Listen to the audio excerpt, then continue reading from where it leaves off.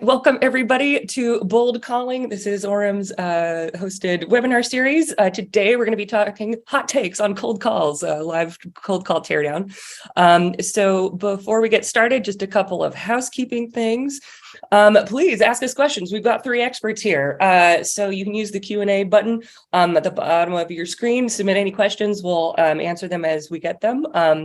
And if you have colleagues that couldn't join for whatever reason, don't worry. We're going to send out this recording to everybody by the end of the day tomorrow. And where in the world are you? Let us know in the chat. Where are you calling in from? We love to see where everybody is. Awesome. So first, I'd like to introduce Colin, who is our VP of Sales here at Orum. He has tons of experience. I won't read you this whole thing here, but you can check it out. But yeah, very excited that Colin's here. He's quite the expert on cold calls and all things sales. Also joining us is Daisy, who is our director of sales here at Orum. And Daisy, I think, weren't you just named like one of the top women in sales? I'm trying to remember what that was that I saw on LinkedIn. Was that? Yeah, it was via Crunchbase. Cool. Right. Yeah. Thank you. Yeah, no, that was really exciting. And we're very exciting. A very special guest today is Scott Leese, who's the CEO and founder of Surf and Sales, among many other things. He's also a Amazon best-selling author. So we're super excited to have you here and get all of your expertise. Good to be here. Thanks for coming on out. Yeah, so yeah, folks. Oh, I need to enable chat. 1 second. Let everybody chat. And we'll go for it. Everyone and everybody can chat. Okay, attendees, your chat should be enabled now. So go ahead, let us know where you are in the world. We love to see that. So wow, UK, fantastic. Oh wow. Fantastic. Awesome. Okay, so we're going to be listening to some cold calls. These are real cold calls from the Orum team. For data privacy reasons, you're only going to hear our rep side of things. The personal information of the prospect is obscured. And Scott, Colin, and Daisy, at any point, jump in with your thoughts and your feedback. So let me go ahead and pull up the audio. Here we go. Are we in a race to hit the buzzer? Like who first? You can.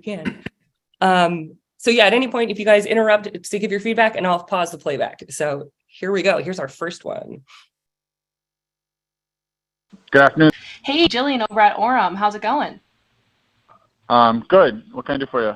Yeah, honestly, the reason I'm calling is I was just hoping to introduce you to Orum and see if it might be worth a longer conversation. You want to give me a shot here?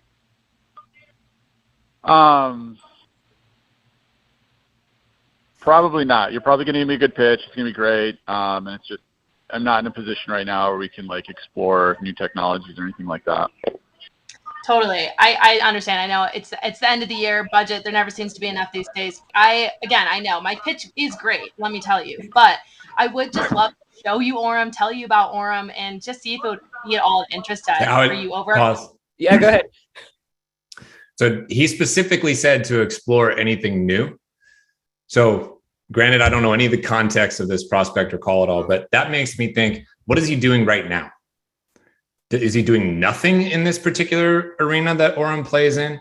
Does he have a different partner that is not Orum?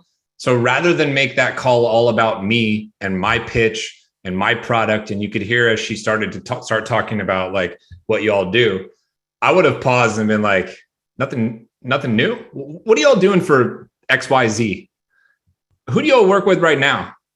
And I would have tried to turn this into a fact-finding mission for, if no other reason, to enrich the data in my CRM. So I know who they work with. Maybe if they told me who they work with, I can ask questions like, how long you been with them? You know, what do you love about them so much? If you had a magic wand, what's something that you would fix over there that drives you nuts? So that's one thing that I would have done rather than tried to like, what felt like convince them to listen to me pitch.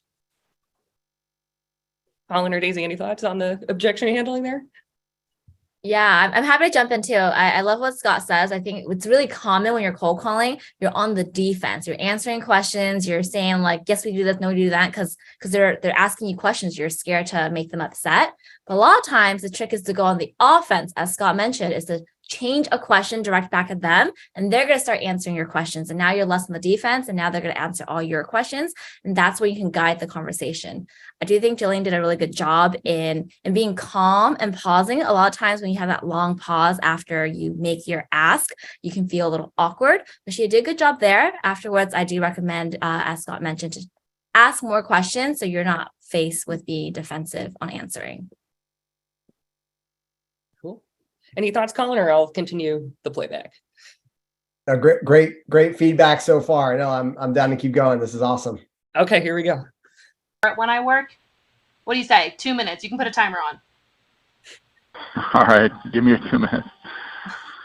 All right, Corey. So Orum, we're a smarter way to create pipeline over the phone. So we're connecting directly with your CRM. Are you guys using Salesforce or SalesLoft? Neither. We use HubSpot. Oh, and perfect. our pipeline and sales motion is 100% inbound. Got it. So you guys you don't have reps making cold calls over there? Nope. Pause. Interesting. So in an ideal world, she should already know this information, right? She should know enough about their business to know that they're an inbound kind of motion. It would have been great to know if they used any kind of enablement tools rather than she just lobbied up like we're using SalesLoft. So to me, this is an example of I potentially could have done some research along the way to know a little bit more to show this person I knew about their business rather than me asking questions that end up getting kind of brushed aside because it's wrong, right? So she made some assumptions there rather than actually knowing. And so, like I said, in an ideal world, she would have known this stuff. Yeah, and I'll chime in. I think that a lot of times when you're cold calling, everyone feels a little nervous. And I think Jillian and most folks know that Orum can actually help with inbound. So we actually help folks get speed to lead faster. So I think that instead of diverting to, oh, okay, because she was surprised since most folks are outbound, if she caught herself that way, she can jump in and say, that's perfect. Orum also operates, with inbound teams, and then go on the offense and ask a question. Curious, what is your process for inbound today? How many leads are you guys generating? How many calls does it take to get that inbound lead in, and dive a little deeper into their process too? Awesome. That's great. We've got a couple of questions in the chat. I think Lee, I think we just kind of answered your question. Should she not have assumed, or how would you move forward? Because I think Scott kind of covered that. And Will says you can only do so much research too. I don't know how she could have found that out otherwise. So Yeah, I'd be curious to get Scott's take on that. I think, right, if let's say you didn't have good technographics for this account, maybe you didn't know what CRM they were on yet. To Scott's earlier point, all the more reason why this needs to be a fact-finding mission to maybe further qualify the account in some respect and make sure it's relevant. There is a certain probably level of research you can do up front. And I would say in this day and age, when folks are getting a lot of, call it, robot calls or just random kind of spray and pray calls, I think to Scott's point, what he's getting at is like to really separate yourself and differentiate. One of the things you want to bring up is that you were reaching out to them specifically. And actually, Daisy, you do a good job of this, having listened to, I don't know, hundreds of thousands of your calls over the years. But I was calling because I'm reaching out to you specifically. I saw on LinkedIn on one of your job ads, you have reps on HubSpot doing these specific actions, and I thought we might be relevant, could help there, right? So like maybe what Scott's suggesting is there may have been potential to research some of that earlier. But if you have some missing fields in your account-based approach, the cold call, no better way to get information if you can't find it on the technographics on job boards or Zoom Info or other tools. So awesome. Okay, I'm gonna continue the playback. Here we go. Do you have reps making any calls at all, or is it all just email or LinkedIn? Yeah, we're making calls and emails and LinkedIn on top of basically inbound trials. Got it. How many reps do you have over at? In sales, we have roughly 30. Got it. And then are they hitting, or do they have KPIs? Are they trying to hit a certain number of dials per day? It's at the far-reaching end of like the lowest priority KPIs we'd have. Again, Got we're it. talking about inbound lead. Everything's an inbound lead, and we're focused on small business. So like we get 10,000 small business trials a month. Pause. Like Got that's it. So Yep, good. Yeah, I think this part's really important. I think that the SDRs focus a lot on qualifying. I can start hearing the questions are qualification questions to see if like do you have enough reps or how is calling like, what are the KPIs? I think once you start gravitating, you can hear that there is some hesitation in his voice, and we should focus more on, instead of just asking these questions, check the box, to understand what is his exact inbound process. We're not trying to change his process. We need to understand their process and then share value depending on how they book inbounds today. Even if phone's low priority, what is the higher priority? How much time do they spend on the higher priority? So I think it's really important that we're focused on curious questions instead of just qualification questions when we're doing cold calls. All right, we'll continue the playback. Here we go. So okay. 10,000 small business trials. So that's about 10,000 companies reaching out to you guys. Yeah, I mean, there's some noise in there too, and that's why we use tools like LinkedIn, and we use like basically product qualified lead types of behaviors to narrow that down. But Totally, yeah.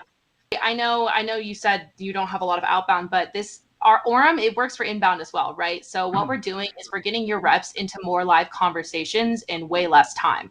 So I'm able to, even if you do only have 40 call tasks for that day, all inbound, I'm able to get through those 40 calls way quicker. So I'm able to focus on more. Yeah, go for it.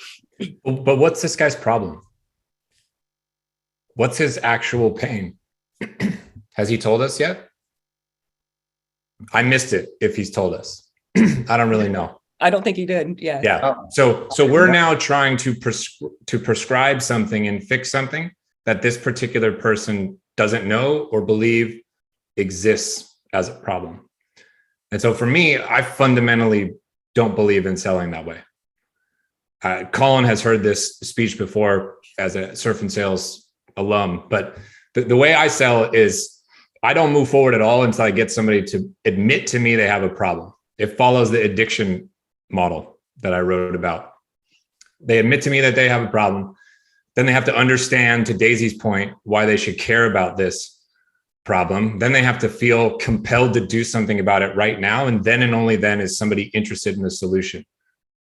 So I can't walk up to somebody with an addiction issue and be like, hey, I've got this kick-ass rehab facility in Malibu called Passages. Are you ready to go?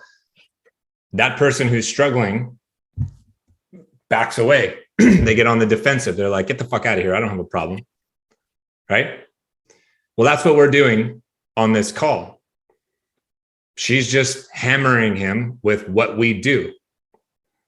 He doesn't care yet what you do because he is unaware so far as to what problem that he has.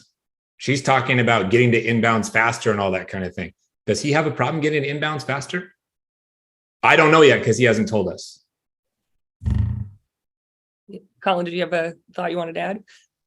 I mean, I totally agree with Scott. I think, you get caught up in trying to, and this is so common with sales reps, you get so caught up in trying to just communicate maybe a feature dump or the value prop dump that it's hard. I think, to Scott's point and the point Daisy was bringing before, it's like, you gotta kind of zoom out and understand authentically, like why you think you can help this person.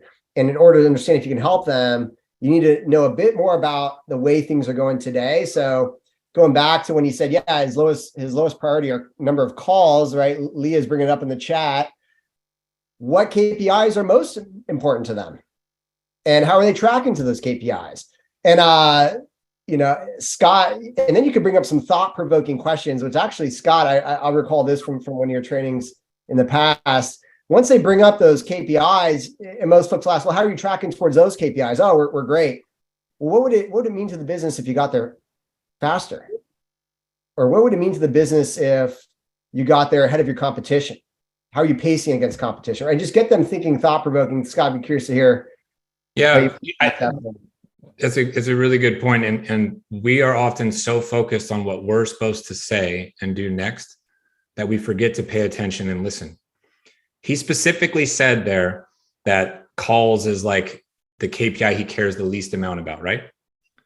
That's a perfect time to call an audible or a timeout in your script or pitch and kind of dig in on that. Well, what is the KPI that they care the most about? You could have asked that question right there and started to shift the whole conversation. I assume that Orum solves multiple pain points in a lot of different areas, not just like maximizing number of calls that you make, right? So we could have shifted away from that and dug in and asked a curious question around, oh, you don't care about the volume? Okay, what is the KPI that you measure over there? What are the ones that are the most important? How are we doing on those ones? What's like an impediment, or what's a blocker from doing 20%, 50%, 100% better? In a perfect world, a magical world, you could solve all those things. What would it take to fix that? That's not something that you can like script out. Somebody who's selling has to be so competent in what they do and what they're supposed to say, that they can pause on their kind of script and listen hard and handle and go this other direction. And then when the time is right, transition back into their script where they originally would want to be. That's something that, could have been done in that particular part of that call, I think. Cool. Okay, I'm going to continue playback. We've got a couple more minutes of this call. More things start my day: prospecting, LinkedIn touches, emails. I'm wondering if you would even be at all interested in checking Orum out. I'll send you coffee. I'll send you lunch. Roll the dice. Come on. I'm really not interested. You're doing a great job, great pitch, great rapport. It's just I'm not in a position right now to spend any time and energy evaluate any tools, regardless of how good they are right now. Right. Totally understand. How about next month? You got time in December or even January? I'll just put a placeholder. Again, I'll send you lunch. I feel like it could be. Yeah, go for it. Yeah, well, Jillian's got, first of all, like something Jillian does really well, great tone and great communicator in terms of driving towards what Jillian is after in this call, especially. But I know this is common with Jillian from other calls I've heard, and she's fantastic at this. And it can work for Jillian because you're like, hey, all right, I'll go have a coffee on Jillian, and they seem really pleasant on the phone here. But that meeting probably has a lower show rate than a meeting where Jillian authentically and empathetically connected with the buyer's perspective here. And I think there was a missed opportunity to do that when the prospective customer said here, hey, I'm like, they're basically trying to say, look, I'm freaking swamped. I've got no bandwidth to look at any tools right now. So there's an opportunity here, similar to earlier in the call, right? There's another moment where you got to zoom out and have empathy for this buyer and understand, hey, that's exactly why I'm calling. I want to connect with what's the most pressing priority for you at this point in time. Speaking with other sales leaders such as yourself, right now I'm hearing folks are focused on extending the runway, hitting targets, increasing retention, reducing ramp. Are any of these what you're mostly focused on right now? Like where are you focused if it's not on evaluating new technology? And you may get an answer, you may not, but at least it showed you're listening. You zoomed out. You're like, I'm not focused on me. I'm focusing on you, and I want to authentically help holistically. Cool. All right. Maybe should we? I think let's hop to another call. I want to hear another opener. Here we go. We're gonna move on. Different call. Here we go. Hello. This is Steven reaching out from Orum. How you doing? You staying busy today? Yeah, man. What do you call me? Maybe, I don't know, 3-4 times a week from this number? I may have called you in the past. I've definitely tried you a couple times. Just trying to get in touch with you and share a little bit more about. I don't want to hog it, but that's exactly why. This is a perfect time to use that line. That's exactly why I'm calling. I called you 3 or 4 times. Yeah, it's exactly why I'm calling. I have conviction I can help you, and I'm really excited to ask a few questions and ensure I can help you the way I think you can. But I just, yeah, I'm happy to pass the mic to others, but I'm curious where it goes from here. Yeah, no, I agree. At that point, when someone says something, you have to go along with the joke. And he wasn't saying it in a rude or mean way. You have to laugh it off and say, yes, I have called you 3 or 4 times, and hallelujah, you picked up this time. Excited to jump in. But sometimes you have to add a little fun, even when they call you out like that. Very cool. We'll keep going. What we're doing over here, I thought it might be really relevant for your sales dev team over at. Yeah, but you got a quick second? I could share. You don't want to talk to me, man. My budget's frozen. I'm gonna waste your time. I half expected that. I bet you did. I'm an AE over here, and I'm working plenty of deals where budgets are frozen. Orum actually gives you day 1 value, and we give you free pilots to justify this investment. And typically, we can 2x your meetings coming from the phone channel. Can we pause? Yep, go for it. This is the same problem I had with the last call. It's all about us. He's just selling the solution right now. He's just talking about what you do. We can 2x this, we can 2x that. I fundamentally believe that while you can get lucky every now and then with this strategy, a broken clock is right twice a day. I fundamentally believe if you sell it differently by trying to slow down, not put the focus on you so much at the beginning, figure out what's going on with them and what's busted and why they should care about fixing it and where that lands on their list of priorities. And hopefully we can make it high on the list. I fundamentally believe then is the only time somebody is interested in what you have to sell. So this is the same issue here for me. In the chat, just to us, but I want to call it out. Matthew said, got to put yourself in the buyer's shoes, which I think we all agree with that. And then Chase says a human connection. So, yeah. And to the point before that Daisy and Colin made, you actually, in my opinion, have to have fun on all of these calls because this job is fucking hard, really hard and really unfun sometimes. So, I felt like this particular seller was a little nervous and on the defensive, right? This guy's kind of punching at him a couple of times and saying, you don't want to talk to me, my budgets are frozen. You got to have fun right there. You'd be like, your budget gonna be frozen forever? You got to say something like goofy to break the pattern up a little bit, right? I don't know who they're selling to, but if he's selling to another sales leader, you can ask them, well, what do you tell your salespeople to do when they call people 3 or 4 times and they say the budget's frozen? I'm just curious, right? It just flip it. Sometimes it doesn't even matter what you do, as long as you're just showing that you have a little bit of spunk and humor and fight back a little bit. It's the only way to keep yourself sane, I think. But really stylistically on these calls, to me, this guy is jumping way too fast into like, we do this, we do that, we can do this, and trying to get that to spark this person's interest. I don't think that it's going to work as many times as systematically doing it the way that I'm kind of trying to share. It's kind of bull rushing or bulldozing over the kind of brush off or objection, right? Not really listening. And there's not, right, Scott, there's an opportunity there to connect with the buyer. And it reminds me of this objection handle, not really a handle, just kind of a cold call pattern interrupt I used to do. And the line is, I'd be falling out of my chair. So the person says, yeah, hey, my budgets are frozen. Well, Scott, I'd be falling out of my chair if you told me you had budget for what we do. I don't even know if we can help you yet. Do you mind if I level with you real quick and see if we'll be relevant to what you're working on today? And it's just like you said, like you have to have a line of connection there, right? Yeah, are your budgets frozen forever? Like you mentioned is another one. But yeah, you got to go with the prospect, whatever they're saying. That's the jujitsu. You got to go with them versus try and push past them with your pitch.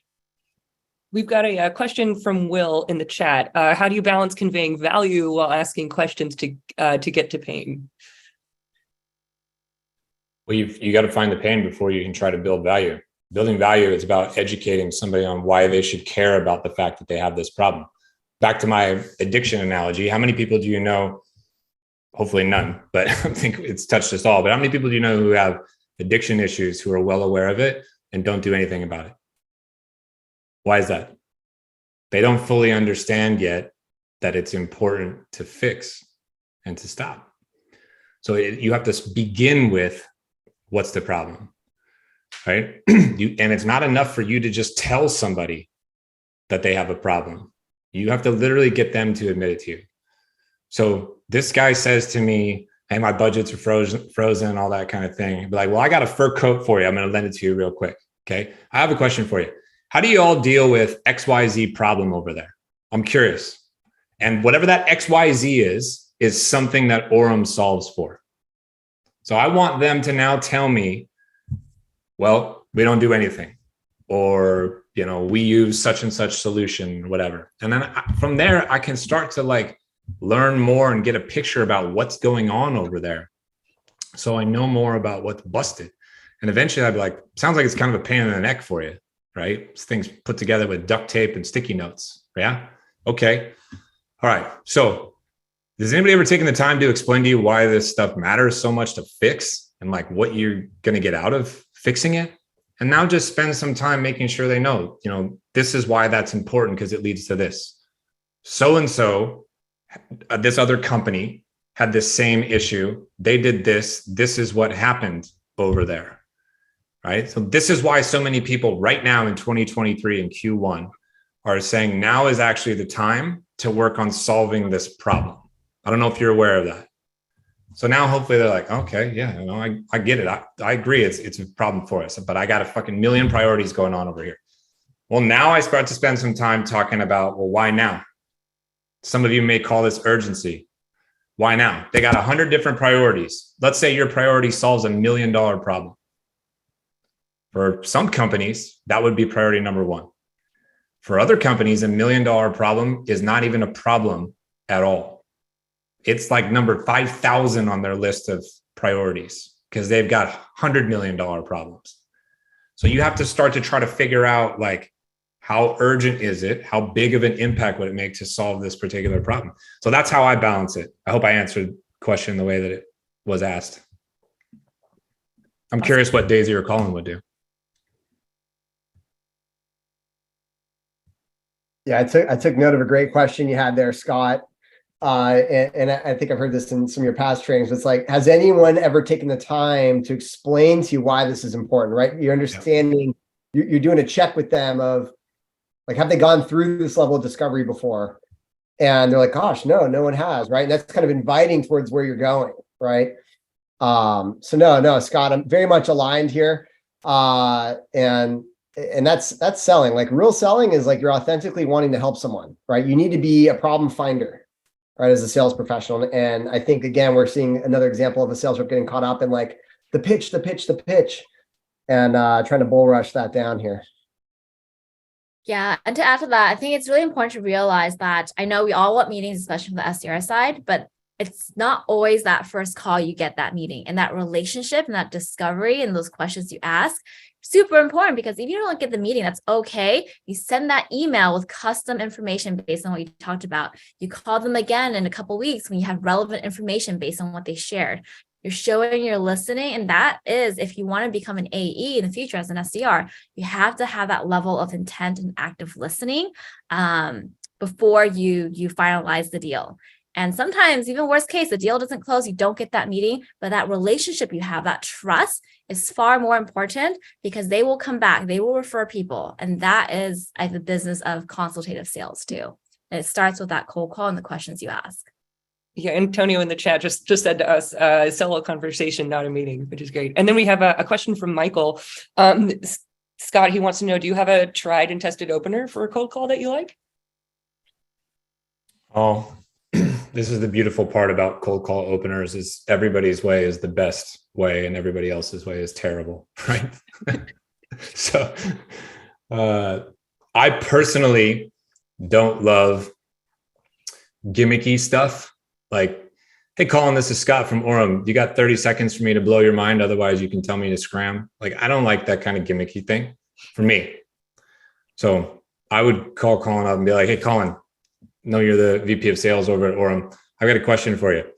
A lot of VPs right now that I'm talking to are missing their targets. They're having to lay people off, et cetera, et cetera, et cetera. I'm curious, how are you all trying to solve for whatever pain point my solution solves for? I kind of just go directly like right to it. That's my opener. But there's 96 people here. 95 of you probably think that that's trash, and there's 95 other ways that are better. So what matters is you're very confident in whatever your opener is. What matters is you stick with that process over and over and over. What you don't want to do is try 95 different openers on your next 95 calls. That's not going to lead you to success, right?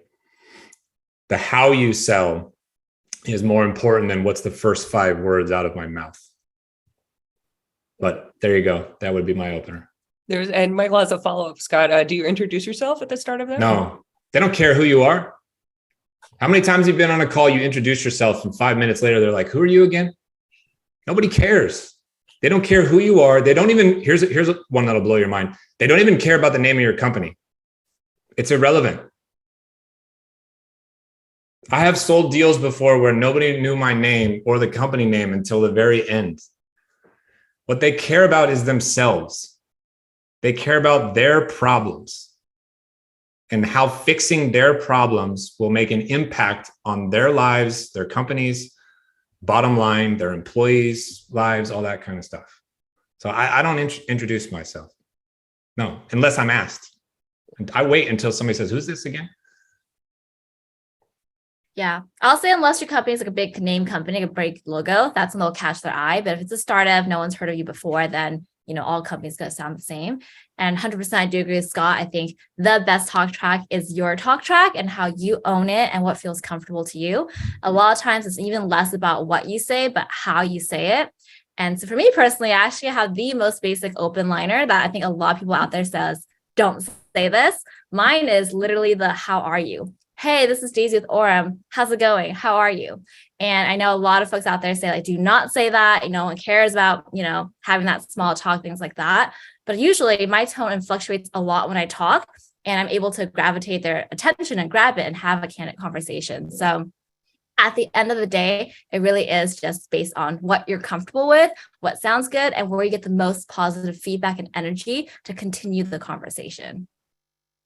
Well, and we got some agreement in the chat. Monica says tone is everything, and Chris says tone of voice is seldom is discussed, but it sometimes is even more important than the opening words. Yes, and something I also tell folks too, as well, is like when you're doing your pitch or whatever the case is, a lot of times you start talking, you get really excited, you talk about what you're talking about. It's so important to add that tone, like out of nowhere, say, and on top of that, but, and by changing that up and down, you immediately grab their attention, even though you're saying the same thing. And sometimes maybe tone's not your strong suit, but you'll find something that is your strong suit. Maybe you're funny. Maybe you're really good with words. Maybe you're short and concise. Whatever that is, you have to figure that out by cold calling a lot. And once you find that magic sauce, that's where, to Scott's point, you want to stick with it and stick with what works with your personality and your voice. I know Colin has a very famous hook that... I'm just going to say, like, to Scott's point, all 3 of us have different openers, but you got to do it. I introduce myself and company in every call, and that's what I teach folks to do. But at the same time, Scott, like, you look at your metrics. Are you able to keep folks on the phone and convert them throughout the call and have a conversation, right? The opener is, the way I teach the opener is, most people are getting robocalls today. The sooner you can eliminate the fact that you're not a robot, you're a human. Right? I'm a human, and then I want to reduce uncertainty that I'm not just a human. I'm not here to scam you. So I'm always introducing my name and my company as a human in the opener there. So again, you've got 3 different openers here. Yeah, exactly. This is Colin, a human calling. That's actually a great opener. I say, hey, it's Colin over at Orum. Great to connect. They keeping you busy today? And everybody's busy. And the way they respond to that, I get an idea of their personality. They say, yeah, Colin, I'm busy. Oh, I'm super busy. What do you want? Yeah, Colin, I'm so busy. I'm back to back doing performance reviews. What's going on? So that's my opener. Hey, great to connect. It's Colin from Orum. They keeping you busy today? Simple as that. We have another question in the chat from Chase. He wants to, can we talk about disqualifying a call? So any thoughts around that? Go ahead, Colin. Yeah, I would say like, if this kind of goes back to some of the earlier examples, and maybe it'd be good to listen to another call for this, but ideally, like you've done as much fact finding up front and you've got a great list of accounts and contacts. You've reduced as much uncertainty as possible. I'm not a fan of qualifying for things like bands, like budget, authority, need, timing. Like I know there are SDR shops that focus a lot on BANT before booking the meeting. Like for us, if we don't have certain aspects of our ideal customer profile validated, we want to uncover if they're on a partner CRM, if they have a certain threshold of salespeople at the business. And if we've got some of the basics there, we're really just focusing on problem finding. Do they have a problem that we can solve? So I would focus on identifying what are the core problems of the business over qualifying stuff you likely can research from Scott's earlier point on job descriptions or technographics or other places. That's the way I think about it. Same approach. Dive in a little bit more to our ideal customer profile. This is something that is going to be specific and unique to all of you wherever you work, but there's such a thing as bad money. So we might be able to close a particular client, but that deal may be really small, and the really small deal may be a pain in the neck on the service side. And so we actually lose money because of how much time and energy we put in. So that's bad money. We never should have closed that deal. We should have found a way to kick it out. Or there's a big, huge deal that we're not ready for yet. That sucks too much time and energy away from the product and engineering team. They're having to customize shit all the time. We weren't ready for that deal yet. We got greedy and just said yes because we wanted the revenue without thinking long-term about whether or not we were going to be able to be successful with onboarding and retaining that particular customer. So wherever you're at in your company's journey, disqualifying to me is a lot about maintaining integrity around your ideal customer profile and making sure that those are the types of accounts that you're going after right now and nobody else. And that's a living, breathing thing. It's not a forever thing, the ICP, but wherever you're at right now, that's part of the DQ journey, Chase, for me. Cool. And we have another question in the chat before we listen to our next cold call. Michael says, what about openers for the C-suite? Are there any adjustments for high-level prospects? I'd say it's the same, honestly, unless you're a funny person, your joke, you might want to like change your joke a little bit, depending how you usually say that joke. But the more confident you are about your tonality, what you say, how comfortable you are, it doesn't matter if they're a C-suite or an intern, like doesn't matter where they are on the spectrum, because your personality and your confidence is going to shine. If you feel hesitant because someone has a higher position versus a lower position, that's going to come through in your voice. But the more confident you feel in whatever you say to anyone, the more it's going to be more powerful to every cold call you do. Yeah, and like in terms of an opener, right? When I hear the word opener, I'm thinking about the way you're introducing the call in the very beginning to humanize yourself. Maybe Michael, what you're alluding to is more like what we call the hook, where is the question that hooks them in, or the research you've done, or the relevant information you're bringing to the call. After that, like initial "Hi, how are you?" or "Hey, keeping you busy today," or the other just good morning kind of opener. After that, you need a hook. And I would say, yeah, like a C-suite executive, I would not go down a hook of Orum, we're maximizing dials and connect rates and data enrichment.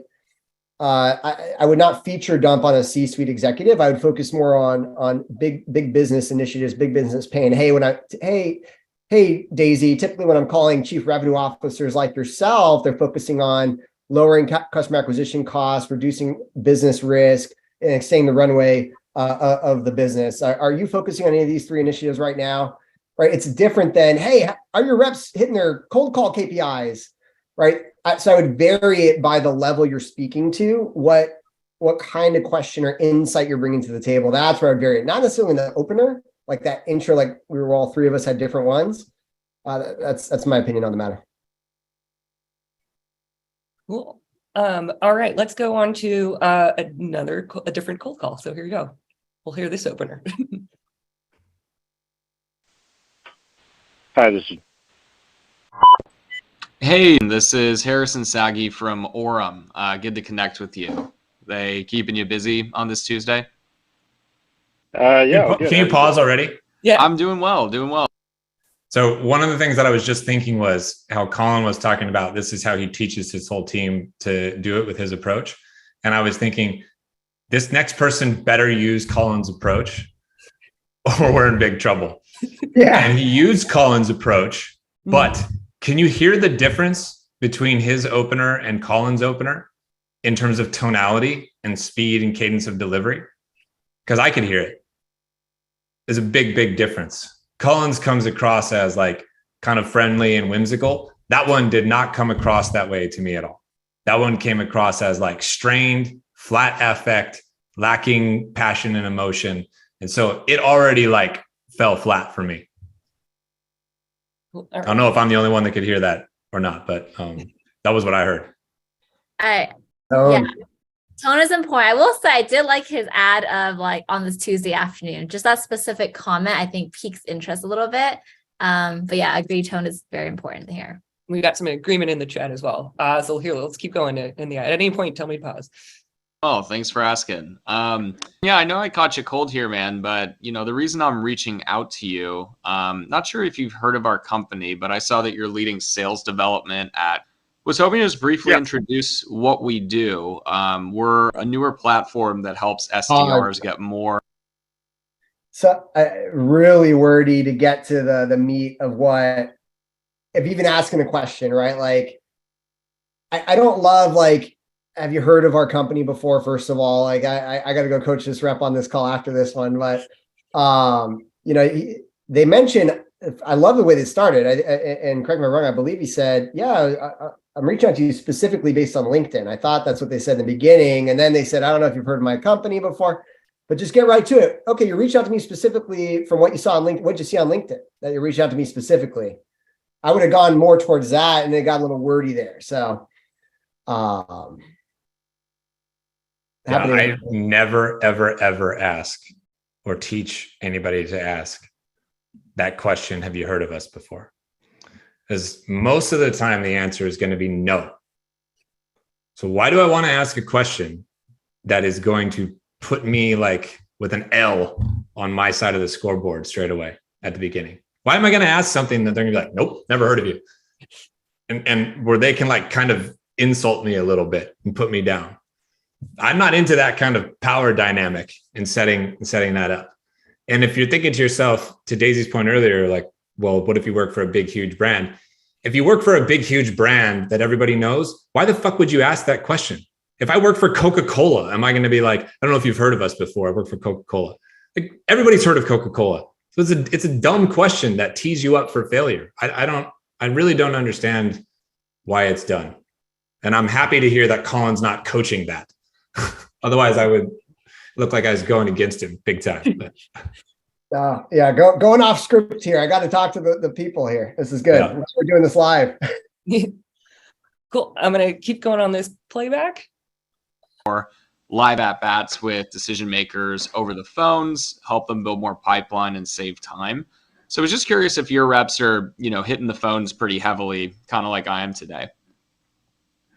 Yeah, they're pretty good at it, and it hard for sure. Awesome. Are they making like, would you say 50 calls a day, 100 calls a day, somewhere in that range ballpark? Yeah, that's accurate. Okay, cool. And just wondering what sort of technologies you guys are using today for that. Like, do you guys leverage Outreach or Sales Loft for like sequences or anything? We are on Sales Loft. Awesome, cool. Well, just to let you know, Orum does integrate seamlessly with. All right. Based on the prior calls, what are we missing here, folks? Let the audience tell us. What are we missing here? Before they know, Lori knows. Lori Etheridge put it in the comment there now. Kenaya? Yep. The audience knows already. They know. Well, because once it's kind of pointed out to you, I think a lot of people have this aha, no duh kind of moment, and then you can't unhear it. So now you start listening to these calls and you're like, doesn't have it, missed it, right? And when you've been doing this for 20 something years, like I have, it's like, oh, I heard it, I hear it straight away, missed it. And it becomes repetitive, So for those of you who are coaching and in leadership roles, you got to find a way to stay patient, right?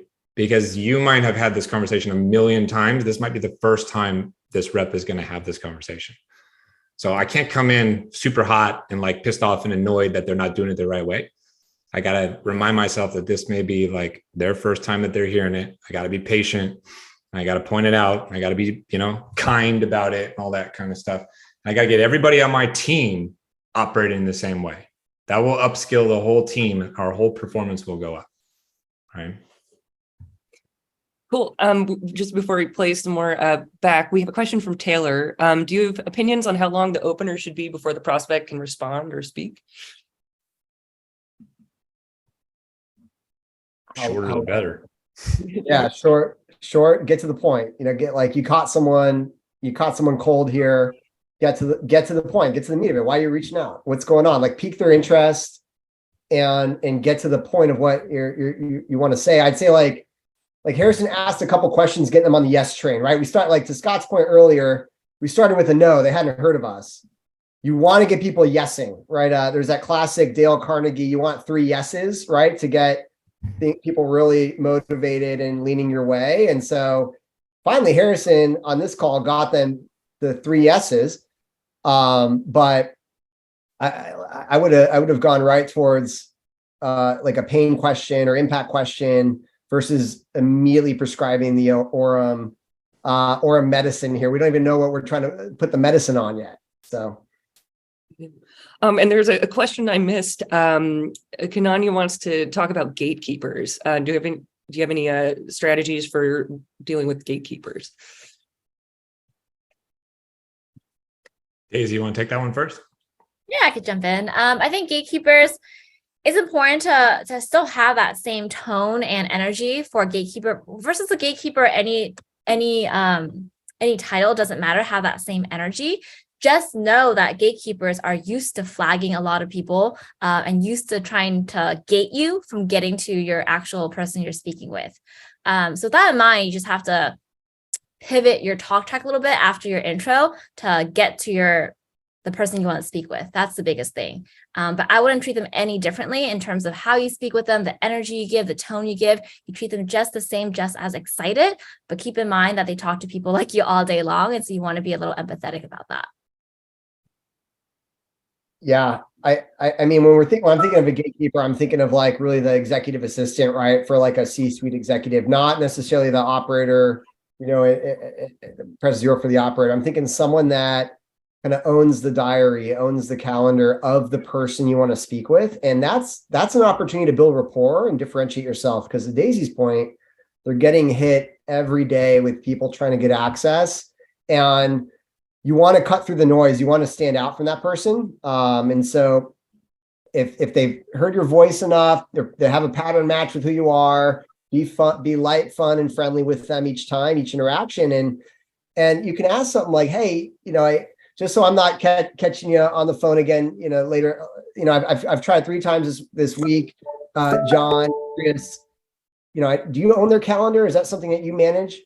Yeah, I own their calendar. Do you know, is there a window that they've got 15 minutes? And ask permission, right? Like see if there's another time to be reaching out to them.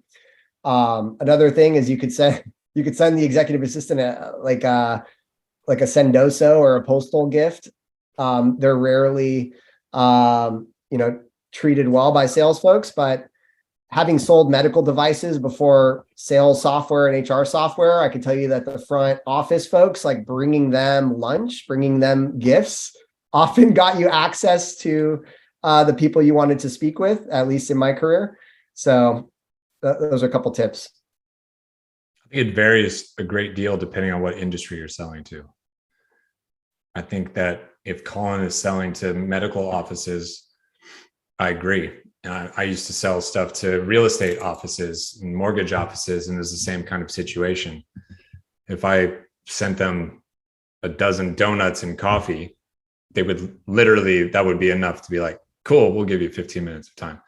Have you tried to do that with a C-level executive of a big, huge, enterprise organization? That gimmick is probably not going to work. There's a lot of people who think of the gatekeeper as somebody that you have to get by or dodge or whatever. I actually don't think of it like that. And I have a little bit of a different take than Colin's, where he was sort of saying like, how can I get 15 minutes of time with this particular person? I actually think that they will never give you time, never, unless that they believe, again, that there's a problem over there that makes, first of all, their personal job better and easier to some capacity, and then their boss's job better and easier, and then their employee's job better and easier, and then fourth, the whole company. So I have to somehow find a way to have a business conversation with this particular gatekeeper and let them understand that there's a problem potentially going on over there. It probably impacts them personally in this particular way. So they would want to solve it. The only way to solve that is to talk to somebody else, not them. Now, how can you and I, who are in agreement that this is the pain in the neck for you, Mr. Gatekeeper, how can you and I work together to get an audience with whoever the decision maker is, so we can make your life and their life a little bit better? So I actually think you have to put in the time and energy to talk to the gatekeeper and treat them like an equal and have a business conversation with them, not just dodge them or trick them or whatever, or sort of just like beg them to get onto the, DM's calendar. It's a little bit different take potentially. Cool. So we're almost at time here, but we have another question from Austin. What does an opener sound like when you know you have the right person that answered, based on research or referral or whatever? I don't know that it sounds any different than the ones that we've already put out there. I don't know if Daisy and Colin agree. Mine doesn't change at all.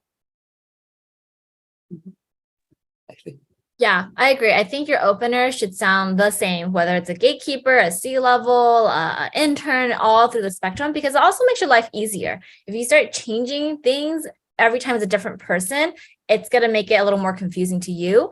And sometimes the person that picks up might not be the person you think you're calling. It could be a higher level, lower level gatekeeper. But if you stay consistent, you stay excited, and you keep iterating that like fine-tuning little pieces of your opener, whether it's what you say, how you say, tonality, that's where you see the most results, regardless of who's picking up here. And it'll just make your life easier without having to think and pivot because it's a different person picking up. Cool. All right. Okay, so let me play back one final cold call. And yeah, at any point you guys say pause. Hello? Hey, Julie, calling with Orum here. How's it going? Oh, I'm sorry. Who are you calling? Where from? Yeah. My name is Julie. I'm calling from Orum, O-R-U-M. Reason for my call was I noticed that you were heading up marketing over at and was really hoping to intro Orum to you if you had a quick 30 seconds. I know I caught you pretty cold here. 30 seconds. I'm sorry. I'm just finishing up my day and heading out to an appointment. So I really do just have a few. Okay. I'll be quick if it's worth another call back for you another time. So Orum basically is a smarter way to create pipeline over the phone for your sales reps. We connect directly with Salesforce to get your reps into more live quality conversations, build more pipeline, revenue, touching all the marketing leads. Do you know if the sales team is hitting the phones like I am today? Yes, I know that they are. And I hate to do this, but yeah, good. Yeah, I mean, yeah, I think it was she got, I think Julie got lucky that they let them pitch. It was like 50 is a flip of the coin, and you don't need to add that kind of risk to your call on the front, right? It was like this long drawn out 30 seconds, like they just say no, hang up. I think you're reaching out to the head of marketing with the specific, and this person specifically, why are you reaching out to this person specifically? That's missing here. And I think this call is an example of a fact-finding mission, right? Where Julie clearly was missing some key areas of, do the reps use the phone today? I think in most sales organizations, reps are going to use the phone, right? So now it's like you're calling the head of marketing. How are you going to find pain with the head of marketing related to sales calls? And I think coming from that perspective, Julie will ask different questions than the track of questions she's going down here, which is going to lead to hey, yeah, your 30 seconds are up. I got to go. She's about to get hung up on, is my guess. What does marketing care about in terms of reps hitting the phone? There's one particular metric that they care about. You can put it in the chat. I'll pause a few seconds if anybody knows. It might be called to different things. Follow-up is close enough. It's speed to lead. What that means is an inbound comes in from marketing. How fast does the sales team follow up with it? How fast do they call it or email it or whatever? How fast does it get touched, right? So potentially this person is like, listen, I can barely give you 30 seconds, whatever. You could have said, well, question for you. You're the VP of marketing over there. What's your current speed to lead? How fast are your reps following up with the leads that you bring in? That would have provided an opportunity for them to say, I actually have no idea. We don't track that. What does that mean? All those would have been a disaster for the organization, which would be a ton of pain for you to find. Or they might have said, well, it's, around 3 minutes or something like that, which gives you an opportunity to engage in a conversation about, well, how come it's taking 3 minutes? Talk to me about the flow there. What's happening? What are y'all using for a enablement tool, or are you not using one? What are y'all using for this? There's all sorts of things that you can do there that in a short period of time might alert that VP of marketing that there's a little bit of a problem. And so a subsequent call with them would make sense. And I'd be respectful of the fact that she's trying to leave the office. And I'd say, listen, sounds like there's a little bit of an issue here. Feels like it might make sense for another call. I know you're running out the door. When can we chat again? Awesome. Great. So we are almost at time here. So I just want to launch a quick poll. If anybody on the call would like more information from Scott or from us at Orum, just let us know and we'll reach out to you. But for our fabulous panelists, thank you so much for your expertise. Is there any one final tip you want to leave this audience with?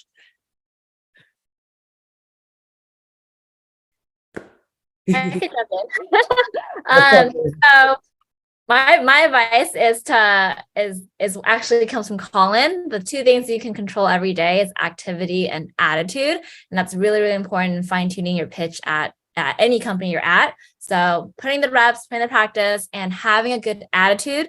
Even if you make 100, 1,000 calls and everyone just hangs up on you, that attitude, that energy, the willingness to get better and wanting to will set you apart, and things will start turning itself around for you. So that's my one advice, stolen from Colin. You took mine, Daisy, but I love it. That's great. So I think that the big takeaway here is, right, be a problem seeker, right? Seek out problems. You're not here to pitch your magic medicine. You don't even, unless you genuinely know problems that already exist, maybe from prior research, but you want to be a problem finder in order to get the ability to pitch the solution. So come from that perspective, and the problem may not be the one that you're looking for, right? But holistically, you want to help this person. That's the way to approach the call. My takeaway is going to be a little bit different than theirs. My takeaway is, for those of you who are not doing these internal call breakdowns, you're missing a tremendous opportunity to figure out what's going on with your calls and inside of your organization.